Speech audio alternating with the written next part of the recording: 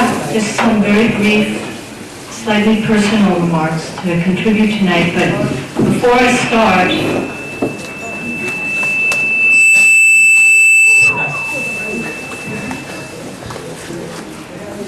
they'll be brief. But before I start, I'd like to say that it's really an honor for me to be here, and it's an honor for my family to be here. And I would like to take this opportunity to express our really heartfelt gratitude to Mr. Larry Pfeffer. I know that I feel this way, and Neely Kook, who's here, who was my father's wife, my daughter, my husband, my sister, Astra Temko, who's in London. This is really an honor for us to participate in this evening. Thank you very much.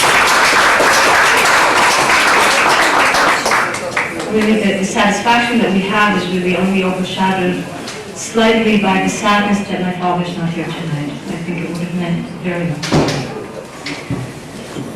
My father passed away 2 years ago today, according to the Hebrew calendar.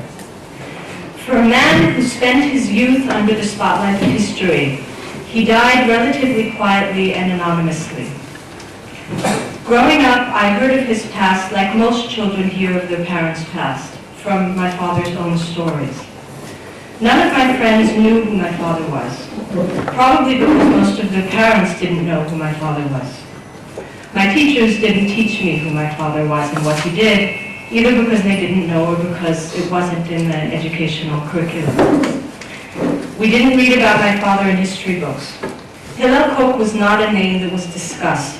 It wasn't discussed in textbooks, not in politics, and not in history.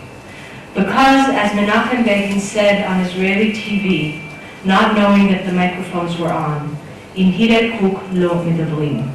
With Hillel Kook we do not speak or we do not argue. The tradition initiated by the Zionist establishment in the United States during the war was continued by that same establishment in the newly founded state. Hillel Kook was and remained a persona non grata. As during the dark years of extermination, politics and pettiness triumphed over courage and truth. That is why this evening, and indeed many events which have taken place since my father's passing, are so important, not only to us, the family, but to us, to Jews, to Israelis, and to our understanding of and to our ability to grapple with our past, and to grapple with the responsibility that we bear. The avoidance of these issues has been a central obstacle in our ability to confront the future. A stable future is dependent on our ability to grapple with our past, to take responsibility for the actions and inactions of our past. This evening contributes to that, and to this we're all thankful. At the same time, for my father, the silence was not really a source of bitterness. Actually, for many years, the past was something he preferred not to discuss. Indeed, for anyone who knew him, even briefly, it is clear that he would not have wanted us to spend the entire evening speaking about the past. For my father, the past was only as important as the lessons we learned from it for the present and for the future. Now, many people, one of the advantages and disadvantages of speaking last or close to last is that you hear what everybody else had to say. It's not good if you find that you're going to repeat those things, but it's also good if you can add some things. So many people spoke of lessons, and I'm going to speak of a few lessons. First and foremost, that alongside the evil, alongside the callousness, and alongside the silence, there were and there always are good people, moral people who care and who are willing to put themselves on the line, are willing to risk status, to risk reputation, and to risk more. For my father was not alone in his cries for rescue. His efforts were supported and aided by dozens of courageous people, by members of the committees, people like Samuel Merlin, people like Alex Raffaelli, whose widow is with us tonight, like Aryeh Ben Eliezer, like Yehuda Ben-Ami, people like Ben Heck, like Senators Guy Gillette and Will Rogers, like Eri Jabotinsky, whose son is with us tonight, like Stella Adler, like Arthur Schick, like Harry Seldon, all people who rallied around the cry for rescue created by the emergency committee. Countless others, of course, too numerous to name in a few minutes. But this is a very important lesson to remember. Second, that speaking up is always the preferable option. It is always the moral option, and it is always the necessary option. Silence implicates us in the evil that we face. The Emergency Committee to Save the Jews of Europe broke that silence. The full-page advertisements that the committees placed in the papers broke the silence. The loud and noisy knocking on the doors of the offices of the congressmen, the senators, the administration, all of this broke the silence. Being a nuisance diplomat, as my father was often called, is always the moral option. To stand up, as the learned rabbi who just spoke told us, to stand up against injustice perpetrated against Jews and against non-Jews. To stand up against injustice perpetrated by non-Jews and by Jews. This is our obligation and this is our responsibility. And that is also an important lesson to remember today. Third and finally, my father was a young man during the dark years of the extermination. He was a young man when the War Refugee Board was established, and he was still a very young man when he was elected to Israel's Constituent Assembly. He spent the prime of his life fighting for rescue and for sovereignty.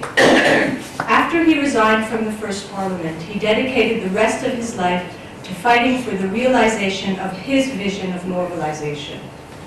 But much in the same way as his courage during the war brought upon him the ire of the Zionist establishment, that same courage and insight alienated him from the political establishment of the state to whose foundation he contributed so much.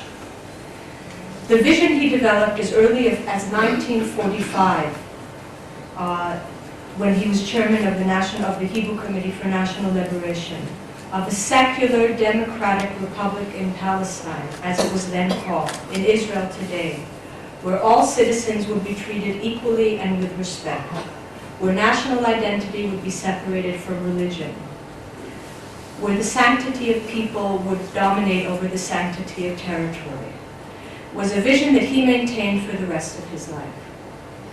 He died, unfortunately, 2 years ago without seeing this vision realized. My prayer today for him is that his legacy of morality and courage will serve as the fuel for his grandchildren, for Daniel, for Batya, for Talia, and for little Hillel and their generation, to realize his vision for the future. If he were standing here today, I have no doubt that would be his dream and prayer as well. Thank you.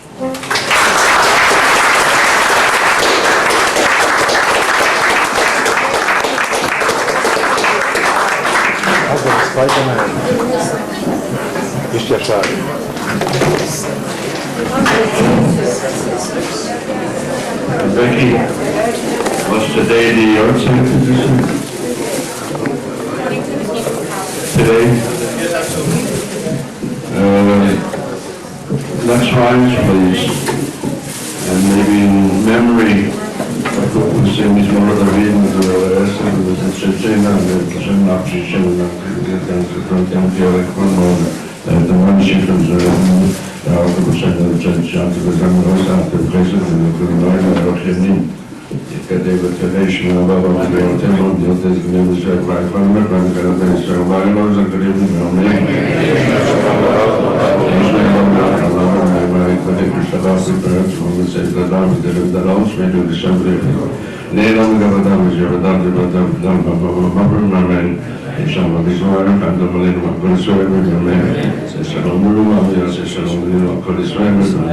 Amen.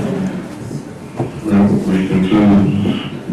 The most important thing from this is the Zachor. We must remember these two. We must remember Hillel, Kook. We must remember other heroes. We must remember that since Sinai, Kol Yisrael Arevim Zeh Lezeh, each Jew is responsible for another, and that we must overcome difficulties, differences of opinion. The most important thing is to keep our people together and alive, and that the state of Israel, the Rabbi Shalom, should help us through all this problem. There's a war on terror. We've been having a war on terror for over 53 years. May the Almighty help us so that we have peace and tranquility. Thank you very much.